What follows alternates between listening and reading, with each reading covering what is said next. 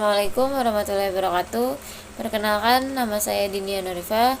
Saya mahasiswi di Universitas Muhammadiyah Profesor Dr. Hamka, Fakultas Keguruan dan Ilmu Pendidikan, Program Studi Bimbingan dan Konseling. Alhamdulillah pada tanggal 30 September 2021, saya dan keenam teman saya yaitu Kanza Sifanisa, Oktriani Arsan, Lucy Dwi Rahmawati, Dava Arundati, Aziza Zain, dan Dina Febriani telah melaksanakan wawancara dan observasi. Sebelum saya menjelaskan mengenai apa itu PLP, maka saya akan menunjukkan beberapa hasil observasi dan wawancara yang saya lakukan di SMK Negeri 10 Jakarta yang beralamat di Jalan Maijen Sutoyo, RT 02, RW 09, Cawang, Jakarta Timur.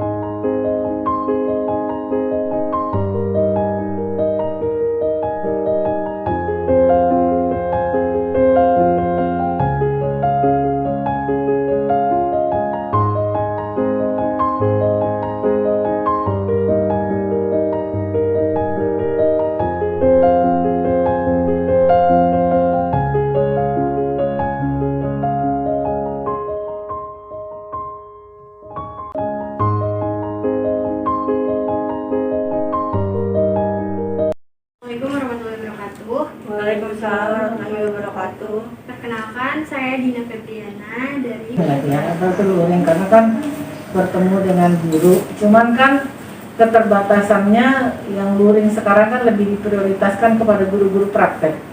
Nah, gitu ya. Nah, kalau daring ya seperti sebagaimana kita ketahui ya kita tidak tahu kondisi anak-anak seperti apa.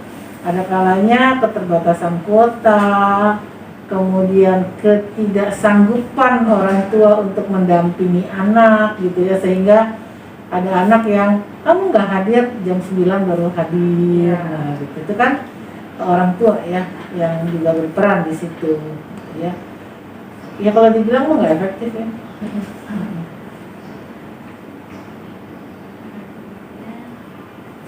Bagaimana proses kegiatan pembelajaran secara daring ataupun luring yang sudah dilakukan selama pandemi? Kalau daring kita tetap masuk 6.30, selesai jam 12.15 dengan alokasi waktu setiap mata pelajaran itu 30 menit. Nah, gitu ya. Jadi guru-guru yang hadir di kelas itu wajib memberikan laporan berupa Google Form kepada sekolah, dia ngajar mata pelajaran apa, berapa jumlah murid yang hadir, kemudian siapa saja yang tidak hadir, itu ada laporannya ke sekolah. Gitu ya. Itu kalau yang daring. Kalau yang luring ya seperti ini, yang hadir sekarang kelas berapa nih? Kelas 11. Ya wali kelas wajib ada mendampingi anaknya yang 50% itu sampai nanti di akhir jam belajar. Kalau luring kita masih sampai jam 9.55. Gitu, jam 9.55. Jadi memang nggak boleh lama-lama di sekolah.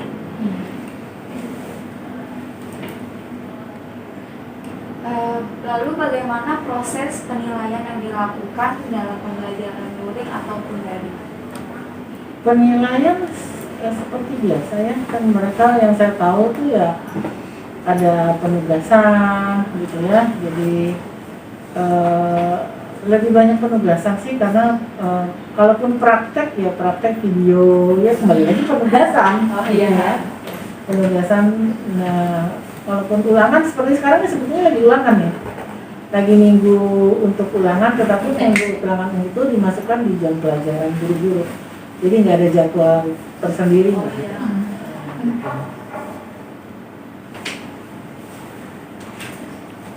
Bagaimana cara Ibu mengarahkan agar siswa selalu optimis dalam melakukan pembelajaran yang seperti sekarang? Kita kan punya grup WA ya, perangkatan ya. Menyapa tiap pagi, usahakan kalaupun tidak setiap hari, minimal seminggu sekali ada kalimat-kalimat motivasi ya kan, yang dari berbagai sumber lah, paling gampang mah dari IG gitu ya, untuk terus bahwa mereka sekalipun di rumah bukan libur loh, belajar. Ada guru yang memantau gitu. Memang suasana rumah gitu ya, namanya rumah kan homey ya, jadi kita juga kadang-kadang nggak bisa nyalain anak gitu, kita sendiri lah sebagai guru kan, sok atau mahasiswa kalau misalnya online ya kan, daring dengan dosen, atasnya aja rapi kan, bawahnya rawat lili kan, nah gitu. Jadi ya akhirnya banyak toleransi di situ gitu ya. Lalu asesmen apa saja yang telah Ibu gunakan? Asesmen jujur hanya di awal, yaitu pakai saya menggunakan POP ya. Pernah dengar POP? Belum. Jadi di sekolah-sekolah itu kami menggunakan POP, pedoman operasional pelayanan bimbingan konseling, POPBK gitu ya. Yang itu di situ ada asesmennya, yaitu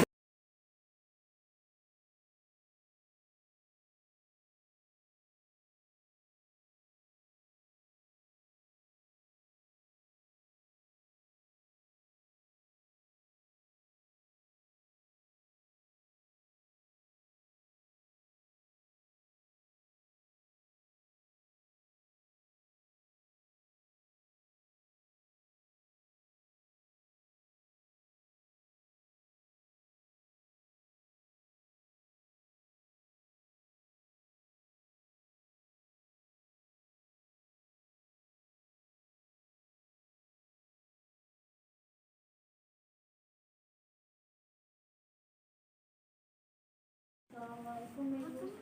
Sebelumnya mohon maaf bisa mengganggu waktunya. Saya izin memperkenalkan diri. Saya Dini Nurika dari Mahasiswa Bimbingan dan Konseling Universitas Muhammadiyah Profesor Dr. Hamka, Fakultas Keguruan dan Ilmu Pendidikan. Di sini saya dan teman saya ada Bapak Nati. Saya Lucy Dwi Tamawati. Izin untuk wawancara Ibu, maaf yang mengganggu waktunya sebentar. Jadi bagaimana kondisi siswa dari kelas 10 pada pandemi seperti ini, Bu? Kondisi siswa selama masa pandemi ini, alhamdulillah, setelah melakukan prokes kesehatan dalam kondisi sehat, dan anak-anak siswa juga ada vaksin. Jadi alhamdulillah setelah berjalan luring sekitar hampir 1 bulan lebih, kondisi siswa dalam keadaan sehat. Kalaupun ada yang sakit, tapi itu bukan ya, kondisinya bukan COVID. Dan kalaupun ada itu pun COVID, itu mereka nggak baca. Misalkan kita dapat info dari orang tua COVID, jadi dari pertama itu dia nggak datang. Jadi nggak, intinya selama luring itu anak-anak yang sakit ini segala macam kita kan nggak izin gitu. Nah, jadi yang bisa masuk itu dalam kondisi semacam. Lalu mengenai semangat peserta didik saat pandemi seperti ini gimana? Kalau dikatakan semangatnya, secara jujur ya, kalau masa pandemi ini anak-anak kan sudah bosan kali ya, sudah letih di rumah dengan pembelajaran daring. Mereka ingin bersosialisasi dengan teman-temannya, bercanda, bertukar pikiran. Yang jelas dengan adanya sekolah dimulai ini, semangat mereka lumayan meningkat dibandingkan dengan daring. Mungkin kalau daring mereka sudah jenuh, dan ya apa karena itu menghadapi laptop semua atau internet semua. Nah, jadi banyak faktor ya, apakah di rumah tidak nyaman, saya nggak tahu, jadi itu banyak mempengaruhi. Jadi dengan adanya sekolah dibuka luring itu alhamdulillah keinginan anak-anak untuk datang ke sekolah Mengenai organisasi siswa, apakah guru sekolah selalu berkoordinasi dengan kepala sekolah? ya. Ada kepengurusan berkoordinasi? Ada, tentu kemarin ada kegiatan mengenai apa ya, pergantian ketua OSIS baru. Nah, pergantian ketua OSIS baru kemarin ada apa namanya, ada pemilihannya juga ya, walaupun pemilihannya secara daring, mereka juga menyiapkan visi dan misinya. Jadi itu sudah kepala sekolah dan kita semua dilibatkan. Yang paling terlibat itu adalah wakil dan siswa. Oh, jadi untuk proses pembuatan peraturan tata tertib sekolah itu melibatkan siapa aja? Semua Bu, semua warga sekolah kecuali siswa. Apa ada sanksi bagi siswa yang apabila melanggar aturan? Ada Seperti apa? sanksi. Sanksi itu tergantung dari tingkat apa ya, tingkat ininya, tingkat keparahannya. Misalkan ini anak tidak masuk, nah, ada yang namanya pemanggilan orang tua, ada yang namanya proses pembinaan, ada yang namanya apa ya, ya pemanggilan orang tua itu berapa kali, bisa sampai 3 kali, 1 kali, 2 kali, 3 kali. Kalau tidak juga ya kita tentu pulangkan sama orang tua. Dan kita berharap untuk 1 kali pemanggilan sudah ada perubahan. Harapannya seperti itu. Biasanya untuk memperingati hari besar selalu ada kegiatan atau acara tematik. Selama pandemi ini mungkin agak berkurang. Ya, sejujur saja selama pandemi ini kegiatan-kegiatan hari besar berkurang, dan kita juga sekolah membatasi kegiatan siswa selama pandemi ini. Tetapi kalau hari-hari biasa full, anak-anak dibebaskan untuk berkreativitas, dibebaskan untuk menggali motivasi-motivasi yang mereka inginkan untuk meningkatkan kreativitasnya. Jadi kalau selama pandemi ini jujur saja, karena kita juga dipantau oleh pengawas Kasatgas yang setiap saat itu meninjau bagaimana proses pembelajaran, terus kumpul-kumpul anak-anak bagaimana berjalan nggak progresnya, dan seperti itu. Jadi kita juga membatasi anak-anak untuk kegiatan-kegiatan yang sifatnya datang ke sekolah, kita membatasi. Tapi kalau sifatnya misalkan seperti kemarin ya, ada pemilu dilakukan secara daring, kemudian mereka mengungkapkan visi dan misi mereka di YouTube, kemudian ini ya monggo saja. Selama kegiatan itu tidak menyalahi aturan. Untuk kegiatan seremonial itu masuk ke dalam kurikulum? Kegiatan seremonial yang seperti itu maksudnya kesiswaan. Siswaan ya. Kalau yang menyangkutnya kesiswaan itu lebih banyak di kesiswaan. Lalu bagaimana soal antusias para peserta didik dalam mengikuti kegiatan di masa pandemi? Antusiasnya sangat tinggi ya. Kemarin aja dapat apa tuh ya? TikTok ya Bu Desi ya? Dapat TikTok anak-anak yang ikut lomba TikTok yang ini itu juara. Bukan nasional malah ya Bu Desi. Yang siapa nih? Yang juara itu Yang Anak apa anak. MPLS ya? LS. Apa sih yang kemarin yang dapat yang laptop? Ya. 10 RPL? Itu bukan, itu dia bukan TikTok, bukan. Jadi bagaimana visi dan misi dia ke depan. Ah iya, itu ada dilombakan juga ya? Iya. Nah, ada lumayan lah. Anak-anak yang intinya banget kalau dia bisa berkreativitas ikut sendiri tanpa untuk kumpul-kumpul, kita sih membebaskan aja. Yang bolehkan ikut. Lalu untuk proses kegiatan rutin, kurikuler, kokurikuler, dan ekstrakurikuler di masa pandemi ini tuh gimana sih Bu, prosesnya? Semua sifatnya daring ya. Kokurikuler, ekstra juga daring. Mungkin ada beberapa siswa aja sih yang datang ke sekolah yang untuk sifatnya mengkoordinir. Jadi nanti teman-teman semua bisa melihat di Zoom seperti itu. Contoh ada kegiatan tadarus bersama. Itu melibatkan semua siswa, sekitar ada sampai 300-an siswa ikut. Nah itu kan kita nggak mungkin mengumpulkan semuanya itu langsung ya. Nah kita menggunakan Zoom. Nanti ada beberapa siswa yang koordinir dari sekolah.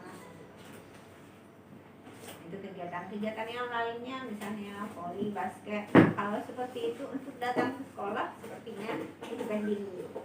Tapi kalau yang kegiatannya bisa menggunakan Zoom, yang bisa intinya tidak berkumpul saja, tidak berkumpul saja. Terkait praktik pembiasaan dan kebiasaan positif di sekolah, apakah ada dampak yang Lalu saya akan menjelaskan secara garis besar apa yang kami lakukan di SMK Negeri 10 Jakarta. Jadi kami melakukan wawancara dan observasi secara langsung dan bertahap di sekolah tersebut. Yang pertama pada tanggal 1 Oktober 2021 pada hari Jumat dan Senin tanggal 4 Oktober 2021. Lalu kami melakukan wawancara dengan guru BK dan juga guru kurikulum sebagai pengganti guru kepala sekolah.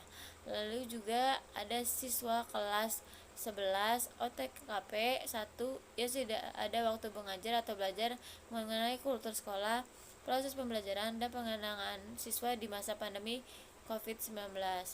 Lalu pada proses PLP ini kami dipandu oleh guru BK yang bernama Ibu Desita Arif.